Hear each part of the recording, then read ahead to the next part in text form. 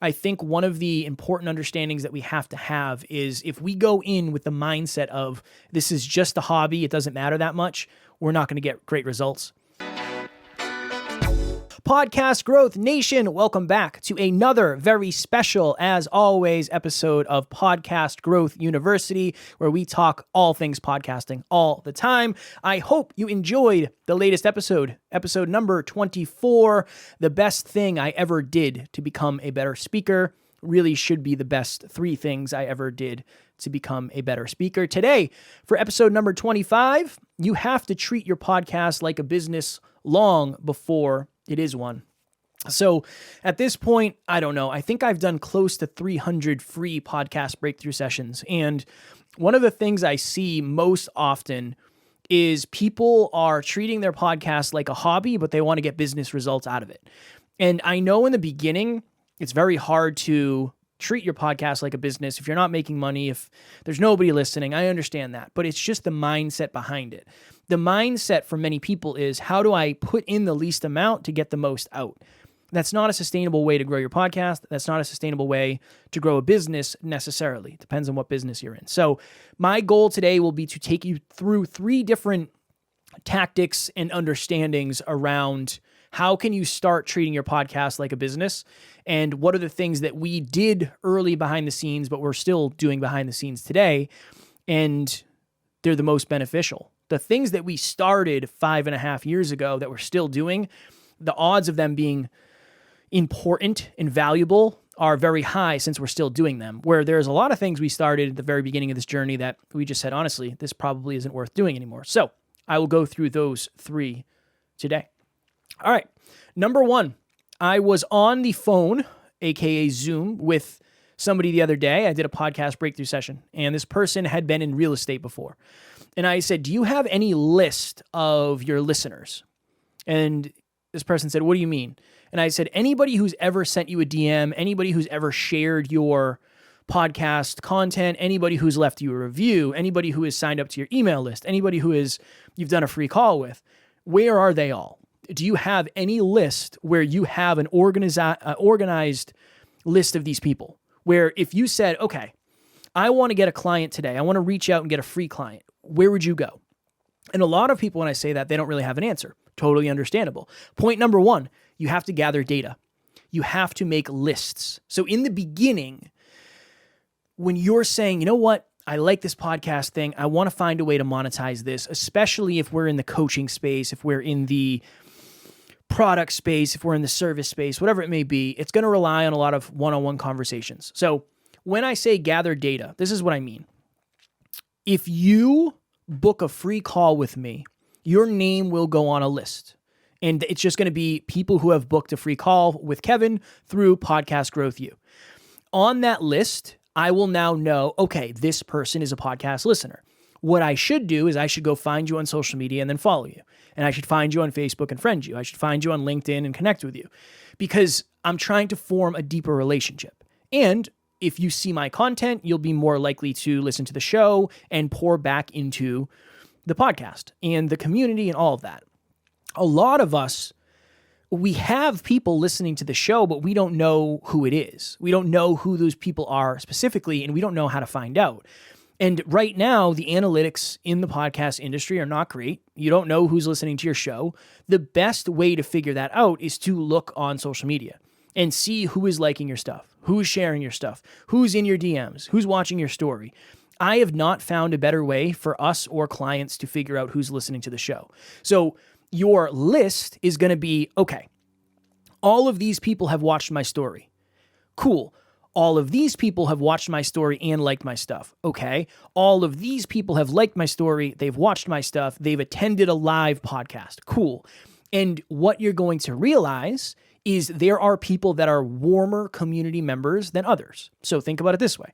If you have 10 opportunities to connect with your listeners, and there's somebody who has joined all 10 of those things, so they listened to the podcast, they've left you a review, they shared your content, you did a free call, they did group coaching, they're part of your Facebook group, they downloaded your free course, they attended a live event, what else?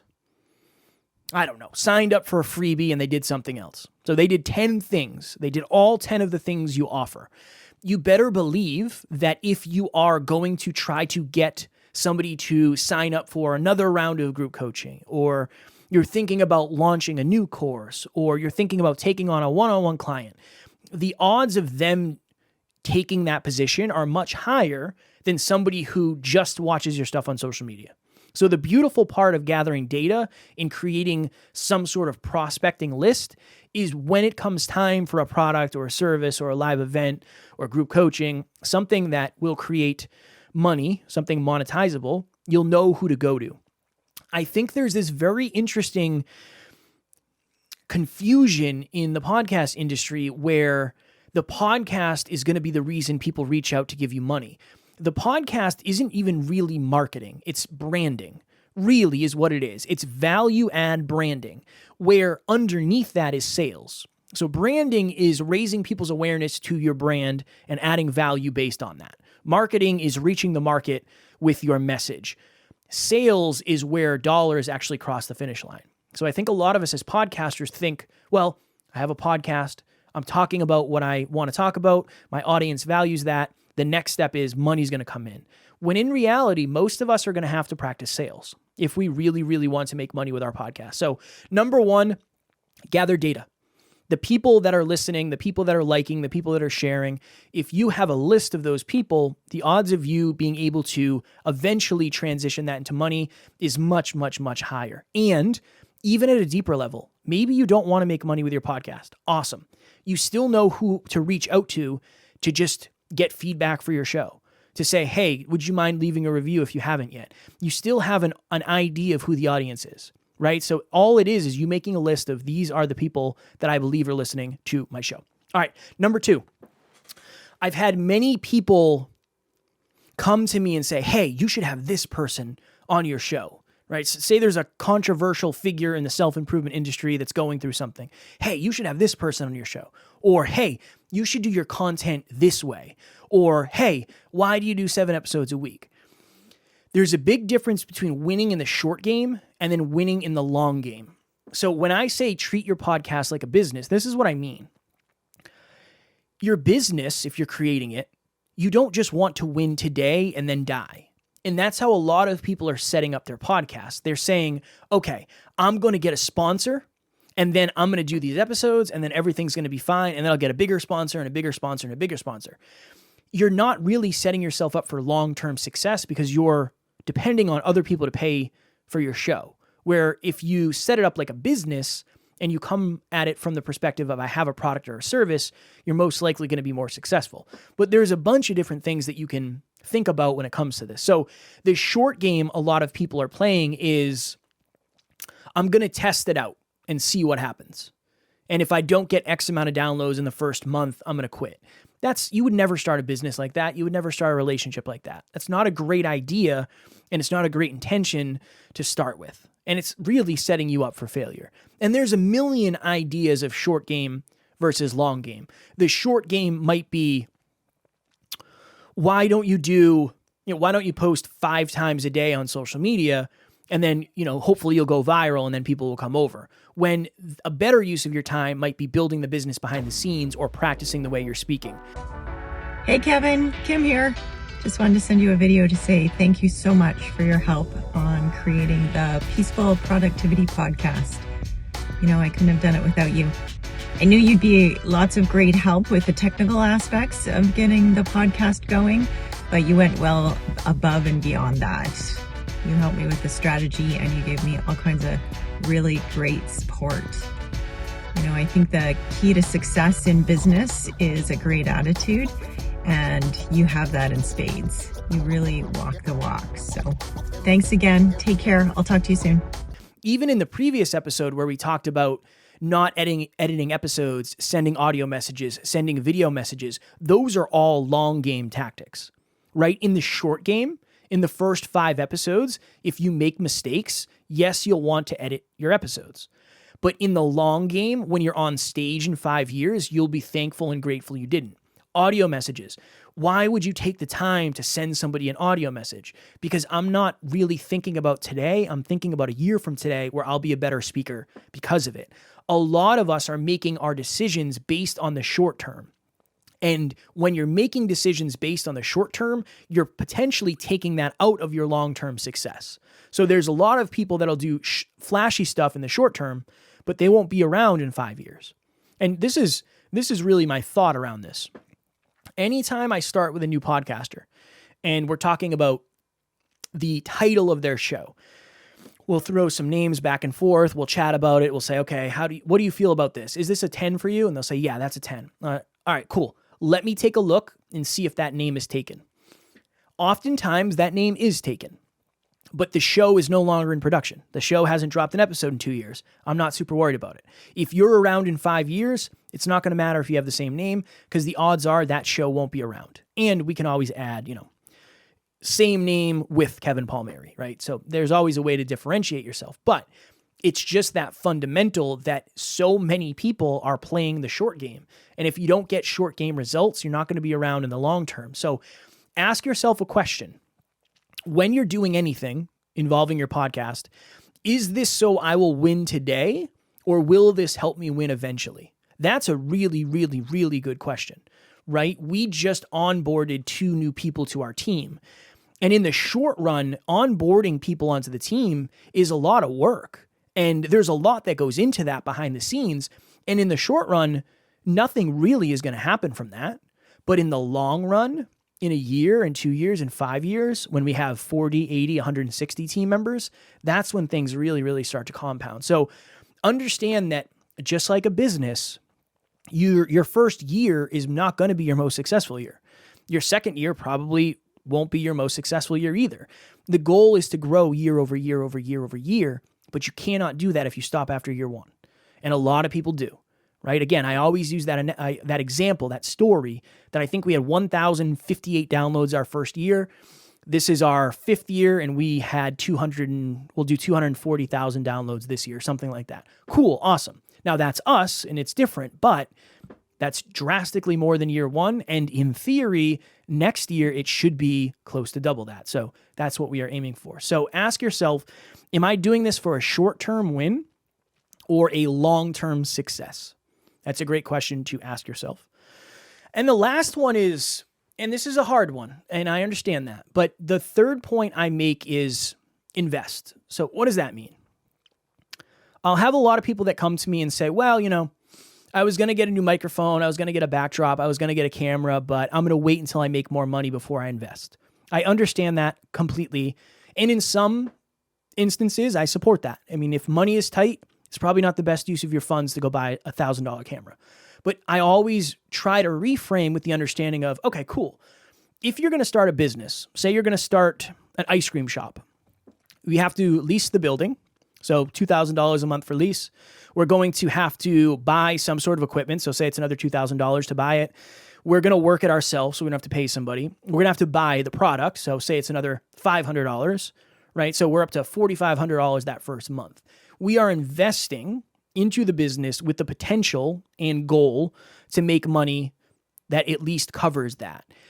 In the beginning, a lot of us are holding back from investing because we're saying, well, I'll spend money when I start to make money. But unfortunately, in many circumstances, you're not going to make money until you spend it, because who's going to listen to a podcast that doesn't have good audio quality? Now, at least good microphones are cheaper than ever, and good cameras are too. But you understand my example there.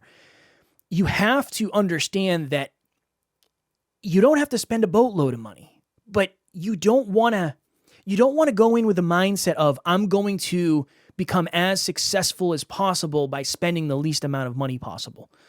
There is a smart way to do that for sure, but most of us are way under on that. I saw somebody the other day that said, I'm not going to sign up for a podcast host because I don't want to pay $12 a month. So I'm just going to drop my episodes on YouTube. $12 a month in the grand scheme of things is not that much money when you're building a business. That's not that much money, right? If that person is paying for Netflix and they're not paying $12 a month to host their podcast somewhere, that is a giant short-term mistake. In the short term, it seems like that's the smart thing. In the long term, they can't win that way. It's almost impossible to win. I won't say they can't. So where could you be investing more? Is it a new microphone that might cost $80? Did you go out to dinner last month that cost $80? Right? Like, really be honest with yourself, because a lot of us are holding ourselves back because we assume we can't level up our podcast a little bit because we don't want to invest. Now, I'm not telling you to go buy a $1,000 camera, a $1,000 mixer, and a $500 microphone. That's not the play probably yet. That's okay. But don't be afraid to invest in new artwork. Don't be afraid to invest in high quality music for your intro and your outro. Don't be afraid to invest in some high quality equipment to the degree you can afford. Different services, instead of using Zoom, using a StreamYard or a Riverside, something that costs a little bit more money, because it's going to create a better product. And that's the ultimate goal, is how can we create the highest quality product without sinking all of your money into it? But it's just that mindset. It's that mindset that you're creating a business. And when you create a business, oftentimes it's going to cost you some money, and that's okay. I don't want it to cost you all your money, but I don't want that lack of investment to be the thing that holds you back from potentially monetizing in the future. So 3 things. 1, gather data, create lists. If I do a free call with you and I say, give me the top 10 listeners you have, and you have a list, you most likely will win in the long run. Number 2, start making decisions more on the long game than the short game. That's what I would say. And then number 3, do not be afraid to invest in persons, places, things, ideas, creations that will help you to succeed at a higher level. In the grand scheme of things, $12 a month is not a lot of money if you can find a way to make $1,200 a month, right? It's just not that much. But in the beginning, it can be scary, it can be overwhelming, but do not allow that to stop you from growing and scaling and ultimately monetizing your podcast. If you have any questions on these, please do not hesitate to reach out. There are many other things when it comes to this, but I think one of the important understandings that we have to have is, if we go in with the mindset of this is just a hobby, it doesn't matter that much, we're not going to get great results.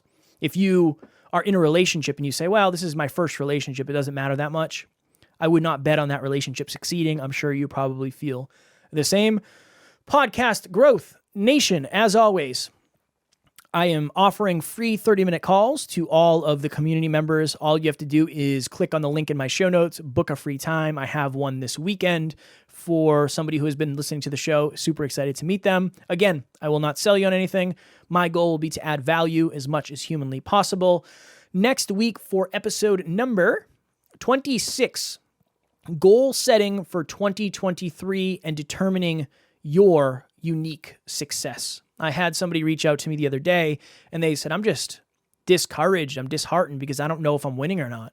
And these are my numbers. And I don't know. I don't know how well I'm doing. I don't know if I'm achieving my goals. And I sent this person an audio back and I said, well, you're doing better than most. Why don't you feel like you're winning? Most likely because they haven't determined their own unique version of success yet. So since we're coming up on the end of the year, since we are starting a new year, I think helping to set some aligned, realistic expectations is valuable. So we will talk about that next week for episode number 26. As always, I love you all. I appreciate you all very, very much.